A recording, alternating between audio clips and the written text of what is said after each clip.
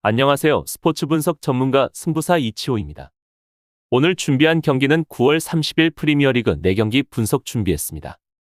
영상 시청에 앞서 구독, 좋아요 부탁드리며 그럼 분석 시작하겠습니다. 우선 한 경기 본머스 아스날 전력 분석 알아보겠습니다. 본머스는 리그 3무 3패로 17위에 위치해 있습니다. 아직까지 리그 승리가 없는 본머스인데 직전 경기 컵 대회에서 스토크시티를 상대로 승리를 따냈습니다. 본머스는 강한 전방 압박이라는 컬러가 의외로 잘 통할 가능성도 있지만 이러한 전술로 무승부 이상의 성과는 기록하지 못하고 있습니다. 반면 아스날 허리에 누수가 좀 있는 상황인데 백업 멤버들이 압박이나 턴오버라는 면에서 상당히 부진한 모습을 보여주었기 때문입니다. 물론 본머스도 강한 전방 압박이 분쇄되는 경우에는 수비가 족족 공략을 당하는 편인데 이런 연계가 가능한 5위 이상의 강호를 상대로는 전패를 기록한 사실을 확인해야 합니다. 현재 본머스는 켈리, 프레데릭스, 스콧, 마르콘데스 등 다수의 부상자가 존재하고 있지만 경기 운영에는 크게 지장은 없는 것으로 확인됩니다. 아스날은 리그 4승 2무로 5위에 위치해 있고 현재 패배 없이 강력한 화력을 자랑하고 있습니다. 다만 아스날은 부상자들이 얼마나 돌아올 수 있을지 고민인 상황인데 특히 파티와 라이스가 동시에 빠져 압박에 취약한 조르지뉴나 비에이라가 대신 나와야 하는 중원에서 상대의 강한 압박을 감당하는 것이 어려울 가능성이 있습니다. 특히 조르지뉴는 북런던 더비에서 턴오버로 치명적인 실수를 기록하기도 했고 아직까지 100%로 신뢰하기에는 어려움이 있습니다. 따라서 아스날이 생각보다 어려운 게임이 될 가능성이 높아 보이는 상황이고 엔트리에도 변수가 상당히 많습니다. 결론을 말씀드리면 두 팀의 최근 10번의 맞대결에서는 7승 2무 1패로 아스날이 압도적 우위를 점하고 있습니다. 본머스는 점유율을 높이 가져가고 공격적인 팀들을 상대했을 때도 마찬가지로 전방의 압박을 시도하고 있습니다. 다만 이런 방법으로 선수들의 체력에 한계가 나타나고 있고 전력적 자신들보다 강한 티클 상대로는 무승부 이상의 성과를 보이지 못하고 있습니다. 이번 경기 아스날이 조금의 로테이션을 가동한다 하더라도 아스날의 우세가 예상됩니다. 다음으로 두 경기 맨유 크리스탈 경기 전력 분석 알아보겠습니다. 맨유는 리그 3승 3패로 9위에 위치해 있습니다. 맨유는 현재 리그에서 경기력의 기복이 심한 모습이고 특히 공격과 수비의 균형이 너무나 불안한 맨유입니다. 최근 유로파 리그 포함 3경기 연속 패배를 경험했고 원정으로 떠난 벌리를 상대로 고전하면서 간신히 승점을 획득했습니다. 여기서 맨유의 경기력이 좋았던 것이 아니라 벌리의 전개가 아쉬웠던 모습이었습니다. 아직까지 본래의 모습이 아닌 맨유는 지난 경기에서는 3-4-2-1로 중앙 미드필더진을 좀 두텁게 쌓았고 암라바트와 카세미로 중원의 호흡을 바탕으로 꽤 밸런스가 있는 모습을 보여주었습니다. 물론 팰리스가 로테이션을 대거 돌렸다는 점을 감안해야 하나 카세미로가 수비적인 부담을 덜고 한 골 1도움을 기록하는 등 문제가 되었던 중원에서의 실마리를 잡아낸 것은 긍정적으로 볼 여지가 있을 듯 보여집니다. 또한 맨유는 현재 부상자가 상당수 존재하는데 제대로 된 전력을 꾸리지 못하며 경기를 치러야 하는 악재가 존재합니다.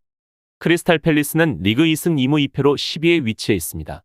팰리스도 현재 보여주는 경기력이 좋지 못한 상황인데 현재 3경기 연속 승리를 기록하지 못하고 있습니다. 팰리스는 에드와르의 부상 소식이 있어 비상이 걸린 상황이고 이미 자아와 올리세의 이탈로 인해서 공격력이 지난 시즌에 비해서 하락한 상태였는데 이제는 에제 홀로 공격을 이끌어야 하는 상황입니다. 그나마 에제가 지난 경기 선발 명단에서 빠지면서 체력적인 세이브를 해주었다고는 하지만 오히려 강한 전방 압박으로 인한 후반 리스크와 상대 GK의 골킥을 이용한 전방 압박 분쇄가 영향을 줄 가능성이 존재합니다. 결론을 말씀드리면 두 팀의 최근 10번의 맞대결에서는 5승 2무 3패로 맨유가 우위를 점하고 있습니다. 또한 직전 경기 컵 대회에서 맨유는 홈에서 팰리스를 3-0으로 완파했고 현재 홈에서 4경기 연속 팰리스를 상대로 패배가 없이 모두 승리를 챙겼습니다. 일단 맨유의 중원 안정성이 지난 경기에서는 괜찮은 모습이었고 맨유가 홈에서 팰리스를 상대로는 크게 고전하는 양상은 아닙니다. 팰리스는 공격수 핵심의 부재로 인해서 올 시즌 꽤 떨어진 득점력이 이번 경기에서도 걸림돌이 될 가능성도 높아진 상태이고 전방 압박을 오나나의 골킥으로 분쇄하는 맨유의 플랜도 기대할 수 있습니다. 따라서 이번 경기는 맨유의 우세가 예상됩니다. 다음으로 3경기 뉴캐슬 벌리 경기 전력 분석 알아보겠습니다. 뉴캐슬은 리그 3승 3패로 8위에 위치해 있습니다. 뉴캐슬은 최근 좋지 못했던 3연패를 뒤로하고 곧바로 4경기 연속 실점 없이 완벽한 운영을 보여주고 있습니다. 직전 경기 맨시티도 이기면서 점점 제 폼을 찾고 있는 모습으로 긍정적인 부분이고 다음 주에 PSG와의 챔스가 예정되어 있어 생각보다 주전들이 100%로 하지 않을 가능성이 있습니다. 하지만 그동안 리그에서 챔스 경쟁팀들에게만 덜미를 잡혔을 뿐 하위권 팀들은 상당히 잘 잡아냈다는 점은 긍정적인 부분이라고 할 수 있을 것입니다. 또한 팀 전력에 필수로 한 전력 누수가 없기에 다행인 뉴캐슬입니다. 벌리는 리그 1무 4패로 19위에 위치해 있습니다. 현재 콤파니 감독이 부임 이후 쉽게 승리를 챙기지 못하는 상황인데 이는 아직 콤파니 감독과 팀의 컬러를 만들어가고 있는 중입니다.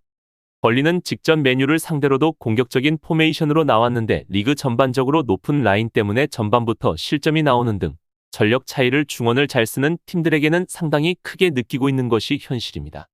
뉴캐슬이 아무리 로테이션을 가동한다 하더라도 롱스테프나 윌슨 등 중원 싸움이나 뒷공간을 파버릴 수 있을 만한 선수들은 아직도 엔트리에 많이 남아 있습니다. 이번 경기 콤파니 감독은 좌측과 공중불의 컨트롤이 좋은 뉴캐슬을 상대로 두 줄 수비를 보여주며 역습의 형태로 꾸려나갈지 기대가 되는 부분입니다. 결론을 말씀드리면 두 팀의 최근 10번의 맞대결에서는 6승 3무 1패로 뉴캐슬이 압도적 우위를 점하고 있습니다. 특히 최근 6번의 맞대결에서 4승 2무로 뉴캐슬이 압도하고 있고 홈에서의 벌리를 상대할 때는 특히나 강한 모습을 유지하고 있습니다. 다만 뉴캐슬은 챔스를 준비하면서 선발 명단에 변화가 있을 가능성이 점쳐지고 있지만 벌리의 공격적인 스타일을 공략할 수 있을 만한 엔트리 구성원은 충분해 보입니다. 벌리의 높은 라인 리스크가 리그에서는 수비적인 리스크로 다가오고 있고 뉴캐슬은 하위권 팀들을 상대로는 잘 안 지기도 했기에 이번 경기는 뉴캐슬의 근소한 우세송 무승부의 확률이 높아 보이는 경기입니다. 다음으로 4경기 토트넘 리버풀 경기 전력 분석 알아보겠습니다. 토트넘은 리그 4승 2무로 4위에 위치해 있습니다. 현재 토트넘의 감독인 엔제 포스테코글루 감독은 무패 행진을 이끌고 있으며 닭공 축구를 보여주며 재밌는 경기들을 팬들에게 보여주고 있습니다.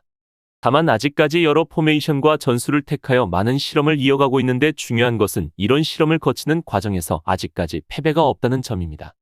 특히 팀의 에이스 메디슨과 손흥민이 엄청난 경기력을 보여주는데 지난 경기에서 손흥민의 2골로 확실하게 강호를 상대로 밀리지는 않았다는 점은 확실히 긍정적 요소입니다.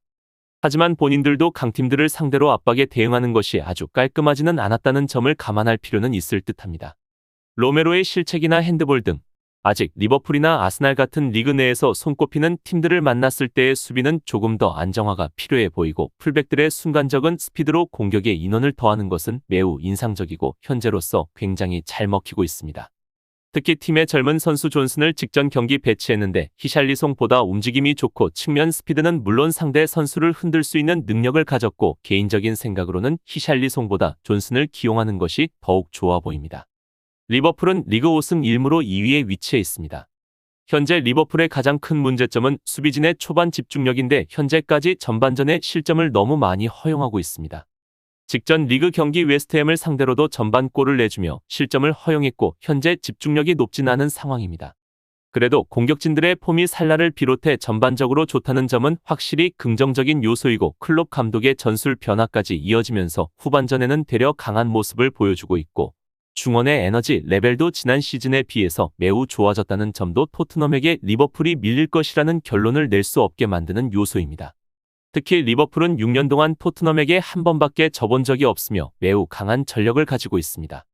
토트넘 입장에서는 라인을 너무 무리하게 끌어올리지만 않는다면 무승부 이상의 성과를 가질 수 있어 보이고 반면 리버풀은 측면 공격이 매우 날카롭고 교체로 들어오는 누네스의 경기력도 상당히 좋기에 플랜이 여러 수가 있는 리버풀입니다.